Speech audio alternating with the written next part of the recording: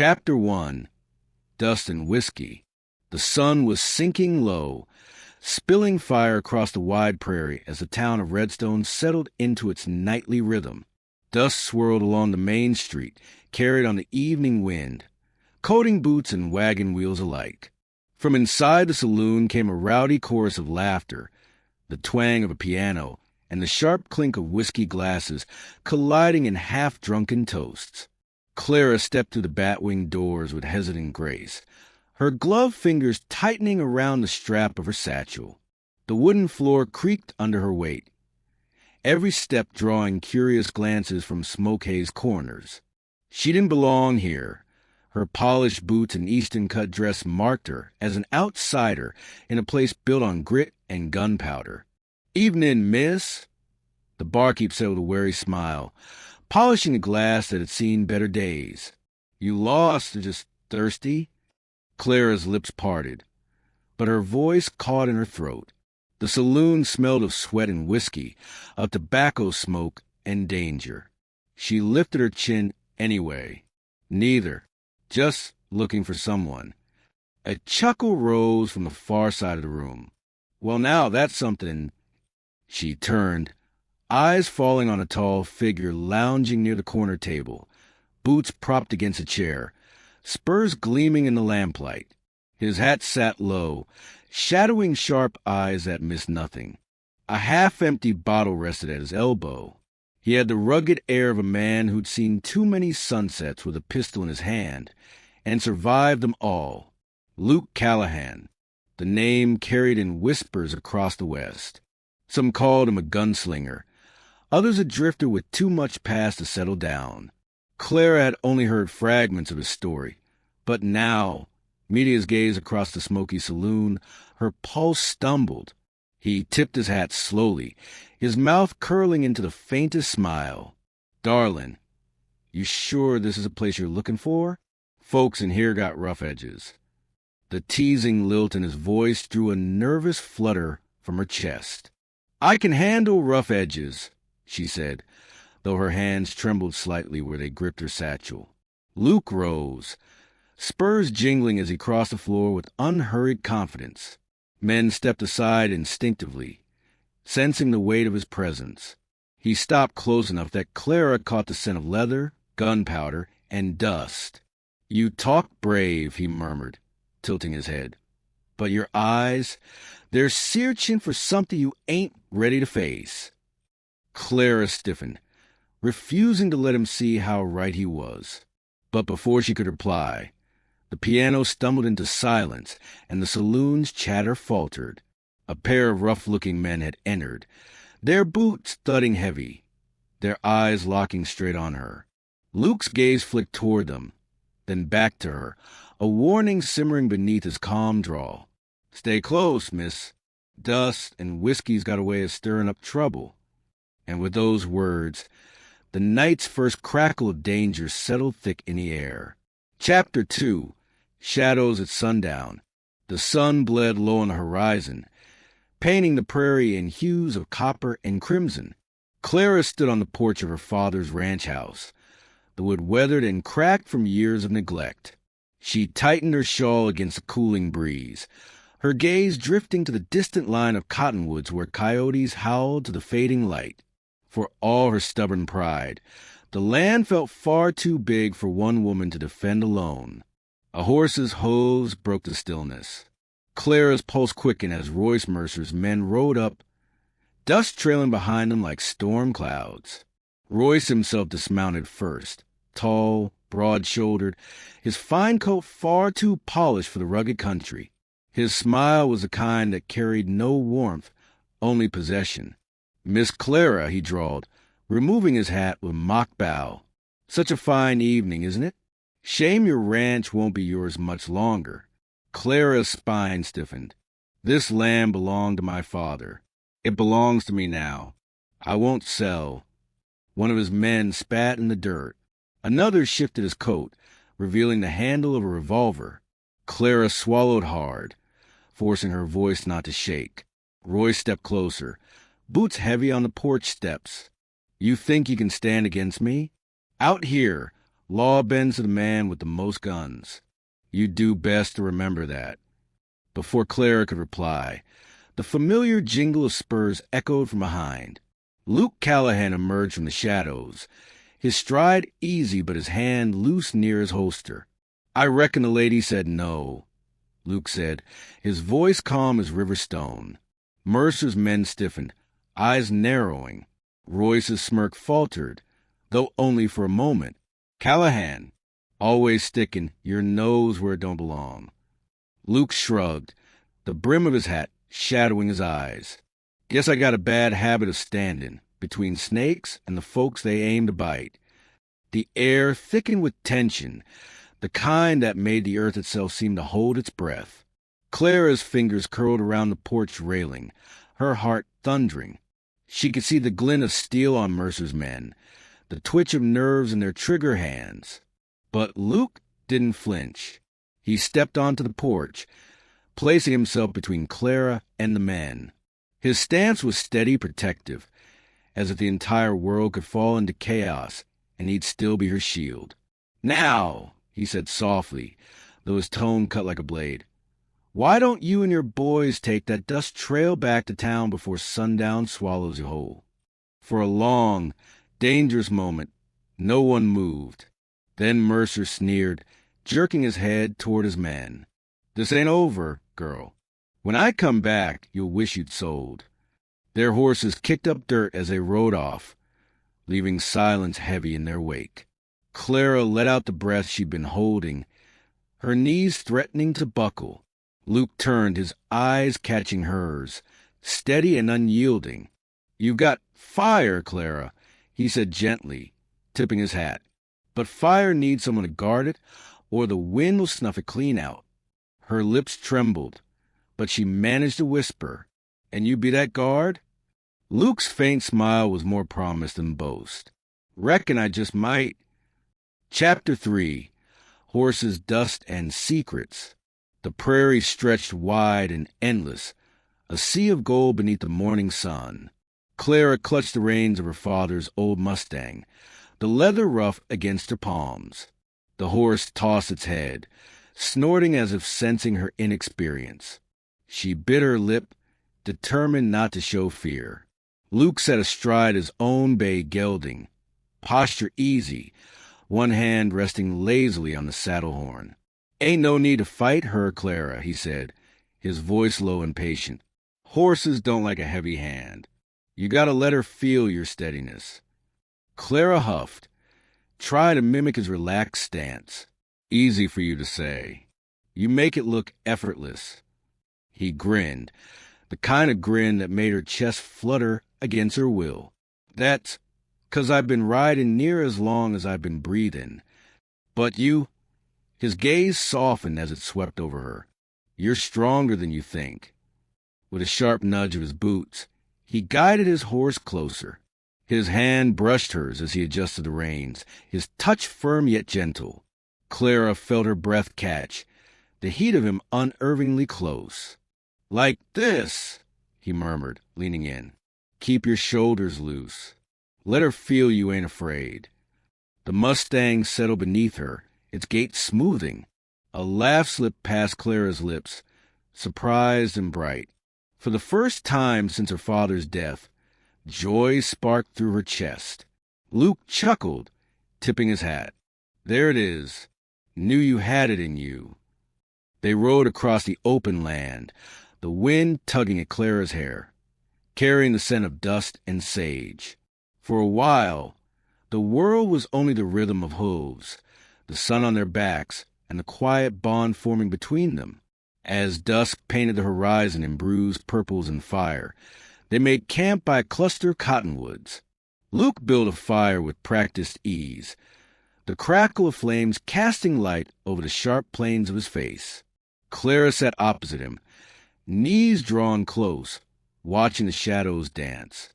Silence lingered until Luke spoke, his tone quieter now, edged with something heavier. "Clara, there's something you ought to know about me." Her heart stumbled. "What is it?" He stared into the fire, the flames reflected in his eyes. I wasn't always the man sitting here. Once rode with outlaws. Did things I ain't proud of. Blood on my hands I can't wash clean. The confession hung in the air, carried on the crackle of burning wood and the distant howl of coyotes. Clara's breath came slow, steady. She wanted to recoil, to protect herself from the danger his words suggested, but she didn't. Instead, she searched his face, finding not the coldness of a killer but the weariness of a man scarred by his past.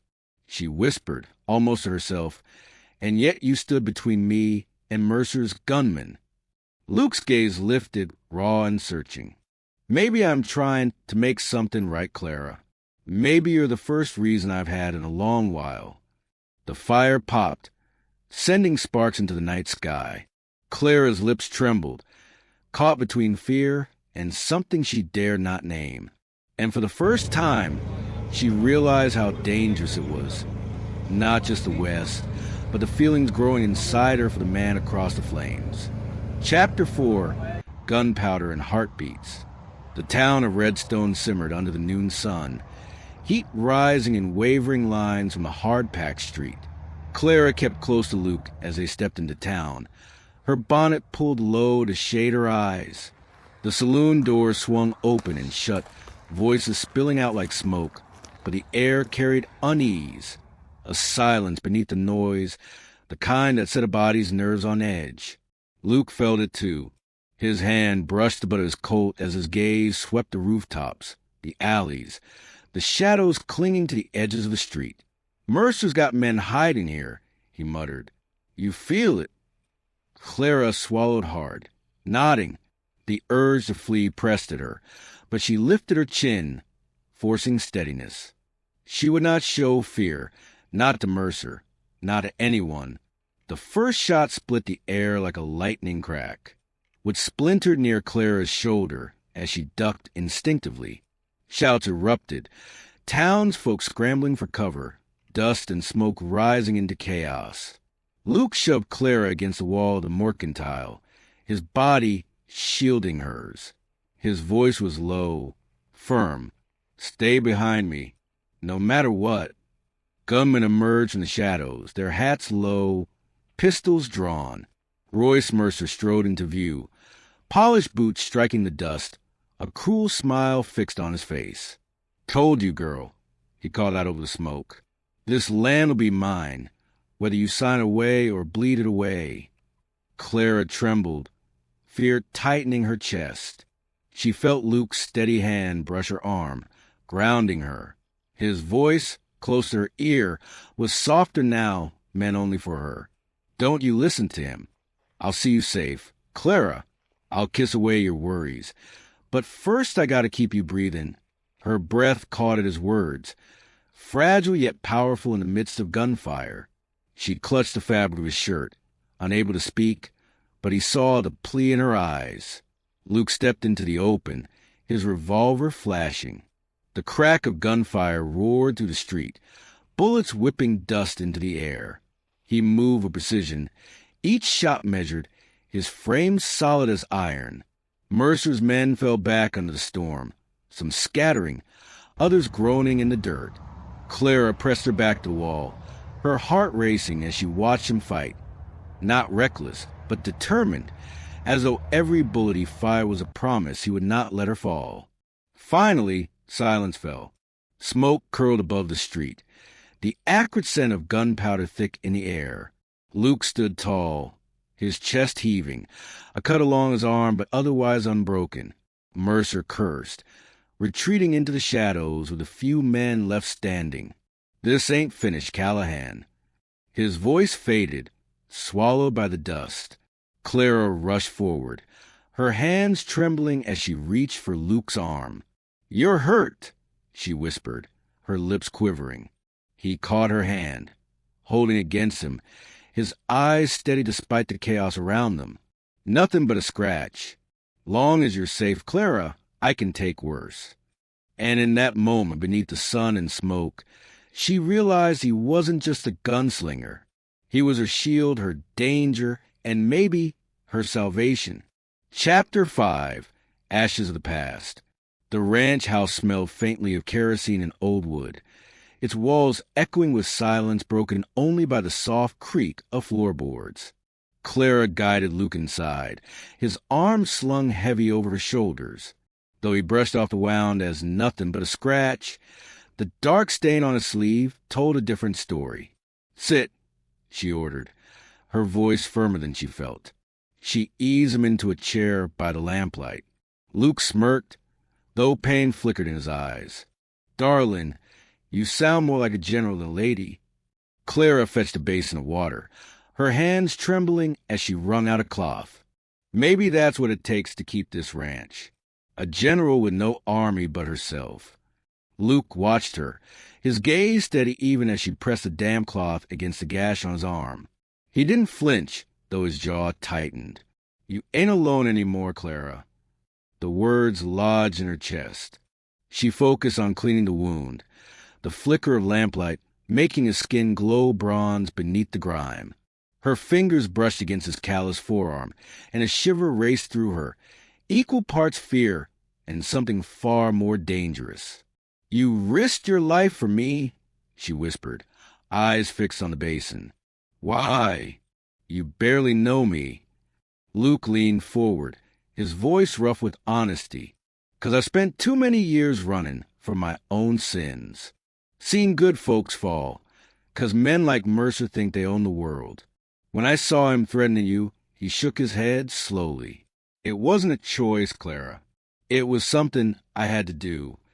Her heart clenched at the rawness in his tone. She wrapped a strip of linen tight around his arm, her touch lingering longer than it should have. He caught her hand, his callous fingers warm against her delicate ones. "Clara," he said softly, "I ain't the man your father would have wanted watching over you. My past is full of shadows. But when I'm here, sitting with you," he paused, his voice lowering to a near whisper, "it feels like maybe I could belong somewhere again." Her throat tightened. She should have pulled her hand back, should have guarded the fragile walls around her heart. Instead, she lifted her gaze, meeting the storm in his eyes. "I don't care about shadows," she breathed. "Only the man in front of me." The silence between them thickened, the world narrowing to the lamplight, the steady thump of her heart, and the way his gaze lingered on her trembling lips. Slowly, deliberately, Luke leaned in. Clara's breath hitched, and then his mouth brushed hers. Gentle at first, then deepening, a kiss laced with both longing and fear. When they finally pulled apart, Clara's cheeks burned, her hands still clasped in his. Outside, a coyote's cry split the night, a reminder that danger still lurked beyond their fragile walls. But in that moment, Clara knew one truth with absolute certainty. Whatever storm was coming, she would not face it alone. Chapter 6. Love at High Noon. The sun blazed high over Redstone, merciless and white-hot, baking the earth until the dust shimmered. The street was near deserted. Doors shuttered, curtains drawn, yet an unseen audience held its breath. Word had spread quick. Royce Mercer had called out Luke Callahan. And in the West, such challenges ended only one way. Clara stood on the boardwalk, her bonnet forgotten, her hands clenched tight at her sides. She wanted to beg Luke not to go, to turn away from the blood-soaked law of men with guns. But she saw it in his eyes, that stubborn fire, that need to end the fight before Mercer could strip her of everything. Luke adjusted his hat, his shadow long and lean on the dusty street. "Stay back, Clara," he said quietly, his voice steady as a steel blade. Her throat tightened. "I can't just stand by and watch." His gaze softened, though he didn't step closer. "Then don't watch. Just believe in me." The church bell struck noon. Its toll carried through the empty town, heavy and final. Mercer stepped out from the far end of the street, flanked by two gunmen. His coat flared in the hot wind, his boots striking hard against the dust. His sneer cut across the distance. "Time to finish this, Callahan. You should have stayed a drifter. Now you'll die for a woman who ain't worth dirt." Clara flinched, but Luke's voice rose, calm and cutting. "She's worth more than you'll ever know, Mercer. And if I fall, I'll fall standing for her." The world held its breath. A tumbleweed rolled lazily between them, the only movement in the blistering silence. Then the gun sang. Mercer's men fired first, their shots exploding in clouds of dust. Luke's Colt gleamed in the sunlight, each movement swift and precise. One gunman spun and dropped, then the other, their bodies kicking up dirt as they hit the ground. But Mercer still stood, his revolver raised, his eyes burning with rage. He aimed straight at Clara. "No!" Luke's shout split the air as he stepped between them, his gun firing in the same instant. The crack echoed down the empty street. Mercer staggered, his face twisted in shock before collapsing into the dust, his weapon slipping lifeless from his hand. Silence followed, broken only by Clara's ragged breath. She rushed forward, tears stinging her eyes. "Luke!" He caught her in his arms before she could collapse, his chest heaving for more than just a fight. His thumb brushed away the dust streaking her cheek, his voice rough but steady. "It's over, Clara. You're safe now." Her lips trembled as she looked up at him, the sun blazing behind his silhouette, making him seem both dangerous and divine. "I thought I'd lose you." Luke lowered his forehead to hers, his voice a whisper meant only for her. "Darling, I told you, I'll kiss away your worries." And then he did, slow, sure and deep, while the dust of the west swirled around them, carrying away the last echoes of gunfire. Above them stretched the endless sky, vast and untamed, just like the future that now belonged to them both. The sun sank low across the prairie, spilling the sky with fire and gold. Dust swirled gently in the cooling air, the scent of sagebrush carried on the wind. Clara stood on the porch of her father's ranch, the boards still worn but now alive with promise. Beyond the fields, a lone mustang grazed, its mane glowing in the last light, free, unbroken, and hers to keep. Behind her came the sound of spurs on wood. Luke stepped into the glow of the sunset, hat in hand, his frame outlined against the horizon. He bore the marks of their battles, scars, shadows, but in his eyes was something she had never seen before. Peace. "You fought for this place," Clara whispered, her voice catching. "For me, I don't know how to thank you." Luke's smile was slow, soft. He took her hand, rough fingers entwining with hers. "Don't thank me, darling. Just let me stay." Her breath trembled, but this time not with fear. "Stay, then. Stay and make this land ours." The wind stirred, carrying the faint strains of saloon music from town, the howl of coyotes from distant hills, the heartbeat of the West itself. Luke pulled her close, his lips brushing hers in a kiss that sealed more than love. It sealed a life worth fighting for. When they broke apart, the prairie stretched endless before them, untamed and wide open, and with her head against his chest, Clara heard the words she'd carry forever. "As long as the sun rises over this land, I'll be right here, kissing away your worries."